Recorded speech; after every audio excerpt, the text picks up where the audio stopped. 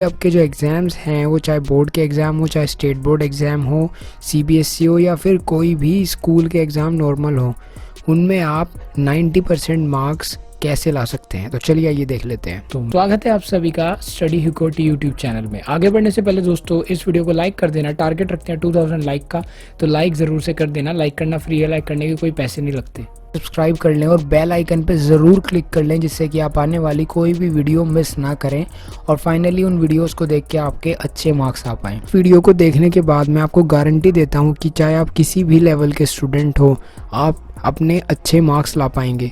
और अगर आप ठीक ठाक पढ़ने वाले भी हैं तो आसानी से आप 90% मार्क्स ला पाएंगे इस वीडियो को देखने के बाद। इवन अगर आपके 40-50% भी आते हैं या फिर आप फेल भी हो गए हो किसी एग्ज़ाम में, अपने एग्ज़ाम में इतनी बुरी हालत है आपकी कि आप फेल भी हो चुके हैं, तो भी आपके बढ़िया मार्क्स आ जाएंगे। और अगर आप थोड़ा बहुत सही से पढ़ लिए तो 90% आसानी से आ जाएंगे। तो चलिए आइए देख लेते हैं।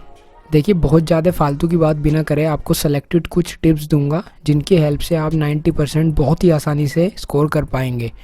अभी इस टाइम आपकी क्या हालत है, कैसे आपके मार्क्स हैं, क्या आपके मार्क्स कम आए हैं, क्या आप हाफ ईयरली या फिर जो यूनिट टेस्ट वगैरह उनमें फ़ेल हो गए हैं, या फिर आपके मार्क्स कितने परसेंट है, नीचे कमेंट सेक्शन में मुझे लिख के ज़रूर बताइए। आपको ये वीडियो लास्ट तक देखनी होगी और जितनी भी टिप्स दूंगा उनको फॉलो करना होगा बस आपको 90% लाने के लिए। और आखिरी जो टिप है वो सबसे इंपॉर्टेंट है, इस बात को ध्यान रखिए। इस पूरी वीडियो की जो सबसे इंपॉर्टेंट टिप है वो आखिरी में मिलेगी। तो चलिए स्टार्ट करते हैं। सबसे पहली जो टिप है वो है टाइम टेबल।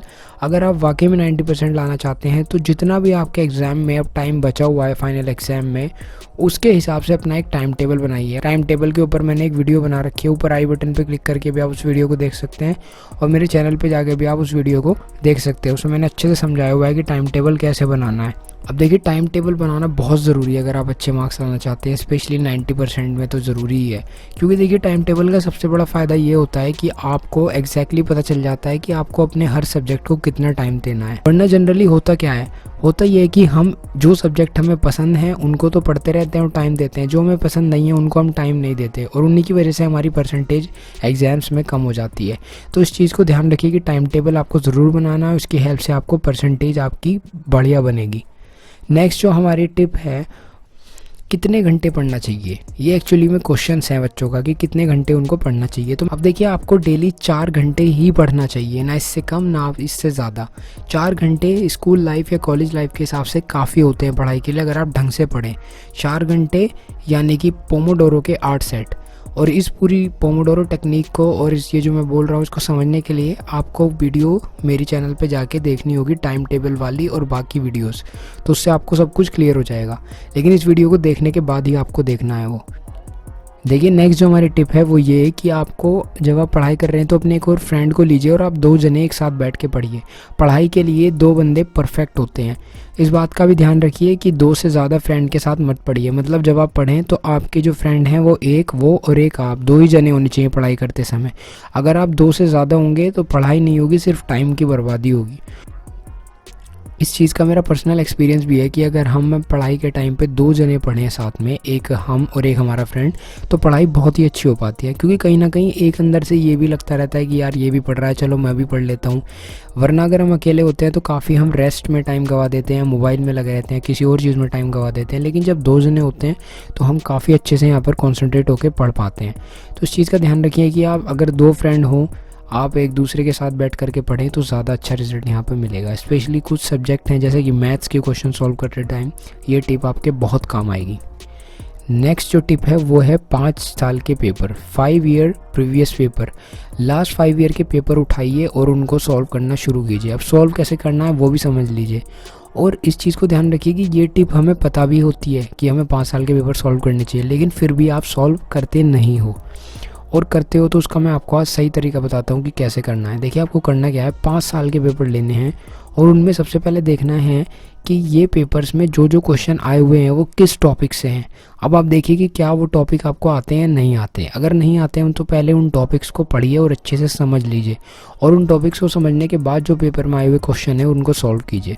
और नहीं होते आपसे तो किसी टीचर से या किसी से भी आप उनको पूछिए और उन 5 साल के पेपर्स में जो जो टॉपिक्स हैं उनको पक्का कर लीजिए और अच्छे से उनके क्वेश्चन सॉल्व कर लीजिए। तो आप देखेंगे कि आपके 30% मार्क्स तो इन्हीं 5 साल के पेपर से आराम से सिक्योर हो जाएंगे। बाकी बचे जो मार्क्स हैं उनको आप बाद में पढ़ाई से सिक्योर कर लेना। तो लास्ट 5 साल के पेपर आपको ज़रूर करने हैं क्योंकि इनके काफ़ी बेनिफिट होते हैं। नेक्स्ट जो हमारी टिप है वो है एनसीईआरटी बुक।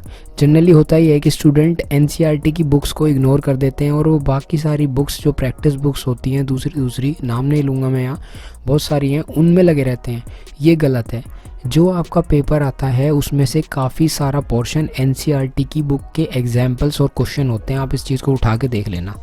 काफ़ी सारे वो चाहे रिलेटेड हों, डिजिट्स चेंज कर दियो, थोड़ा बहुत क्वेश्चन चेंज कर दे, लेकिन होते उसी तरीके के हैं। तो आप चाहे किसी भी बुक से पढ़े, उसमें कोई प्रॉब्लम नहीं है। कॉन्सेप्ट आप कहीं से भी क्लियर कर लें, प्रैक्टिस भी कहीं से भी करें, लेकिन एनसीईआरटी के क्वेश्चन मत छोड़िए। एनसीईआरटी के पहले एग्जाम्पल्स और उसके बाद क्वेश्चन आपको ज़रूर करने हैं, क्योंकि इस केस में एनसीईआरटी से काफ़ी पोर्शन आता है और ये आपको ध्यान रखना है। एनसीईआरटी के एग्जाम्पल क्वेश्चन ज़रूर कीजिए। अब बात करते हैं अपनी लास्ट टिप की तरफ, और सबसे इम्पॉर्टेंट टिप, जैसे कि मैंने शुरुआत में कहा था, ये टिप इस वीडियो की सबसे इम्पॉर्टेंट टिप है।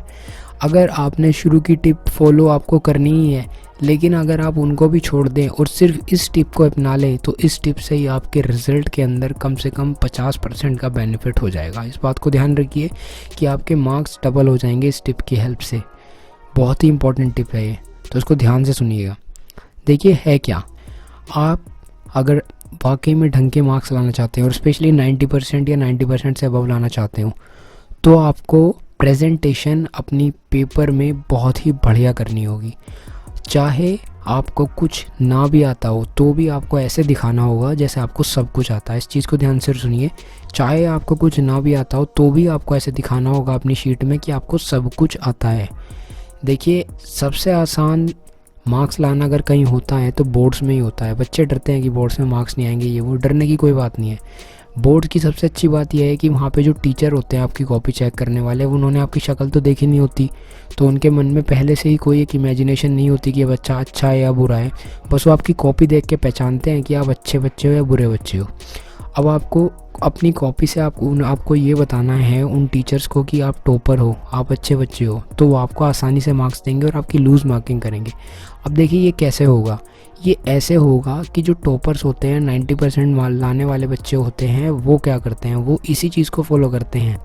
सबसे पहली चीज़, आपको एकदम साफ राइटिंग लिखनी है। इस बात को ध्यान से सुनिए। चाहे आपका टाइम थोड़ा सा फालतू क्यों ना लग जाए, आपको स्टार्टिंग के 10 से 20 पेज बिल्कुल साफ राइटिंग में लिखने हैं। और जितनी साफ आप राइटिंग लिख सकते होंगे अपनी तरफ से, उतना आपके लिए अच्छा रहेगा।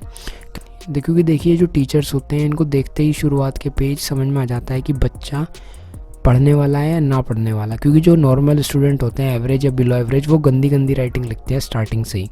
लेकिन आपने ज़्यादातर देखा होगा जो अच्छे स्टूडेंट्स होते हैं, जिनके मार्क्स ज़्यादा आते हैं, वो बिल्कुल साफ़ सुथरे तरीके से अच्छे से प्रेजेंटेशन दे के अपनी कॉपी में आते हैं, इसलिए उनके मार्क्स ज़्यादा आते हैं।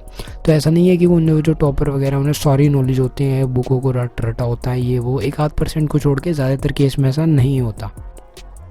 वो अपनी प्रेजेंटेशन अच्छी रखते हैं। तो आपको अपनी प्रेजेंटेशन अपनी कॉपी में अच्छी रखनी है और स्टार्टिंग के कम से कम 10 से 15 पेज तो एटलीस्ट आपको बिल्कुल साफ लिखने हैं, चाहे कितना भी टाइम लग जाए। और कोशिश करिए कि क्वेश्चन अपना आंसर लिखने के बाद नेक्स्ट आंसर से पहले लाइन खींच दीजिए। लाइन खींचने से काफ़ी अच्छा रहता है और एक अच्छी यहाँ पर इमेज टीचर के मन में आपकी बन जाती है। अब देखिए, मैं ये चीज़ भी मानता हूँ कि अगर आप ज़्यादा साफ लिखेंगे तो शायद टाइम की कमी पड़ जाए। तो उसके लिए आपको करना ये है कि आपको थोड़ी घर पे ही प्रैक्टिस भी करते रहना है। प्लस साथ में जब आप पेपर में जाएं, तो अगर आपने स्टार्टिंग के 15-20 पेज साफ लिख दिए, तो आखिरी में अगर आप थोड़ी गंदी भी कर देंगे जल्दी के चक्कर में, तो टीचर को समझ में आ जाता है कि लास्ट में टाइम नहीं बचा होगा, इसलिए बच्चे ने जल्दी थोड़ा गंदा कर दिया। लेकिन जो इंप्रेशन स्टार्टिंग में पड़ जाता है, आपने सुना भी होगा, first impression is the last impression, वही इंप्रेशन पूरी कॉपी में मिलता है। और आपके मार्क्स गारंटी लगा लीजिए मेरे कि इस टिप की मदद से आपके मार्क्स बढ़ेंगे, क्योंकि मैं इसको कई बार फॉलो करके देख चुका हूँ। इस टेक्निक को इंग्लिश के सिर्फ पेपर में अप्लाई कर दें तो आपके इंग्लिश के मार्क्स अगर आज 50 आते हैं ना, तो कल 85 ज़रूर आएंगे। इस बात की गारंटी मैं दे रहा हूँ, अगर आपने सिर्फ इस टिप को फॉलो किया। और अगर आपने हर सब्जेक्ट में इसको फॉलो कर दिया तो आसानी से आप अपने 90% मार्क्स स्कोर कर सकते हैं। बोर्ड एग्जाम में, CBSE में, स्टेट बोर्ड में या स्कूल एग्ज़ाम में आराम से आप 90% ला सकते हैं। तो गाइस, यही थी मेरी टिप्स जिनकी हेल्प से आप 90% मार्क्स ला सकते हैं एग्ज़ाम में। मुझे उम्मीद है आपको ये वीडियो पसंद आई होगी। अगर ये वीडियो पसंद आई हो तो इसको लाइक करें और ऐसी इंपॉर्टेंट अपडेट्स के लिए हमारे चैनल को सब्सक्राइब करें। और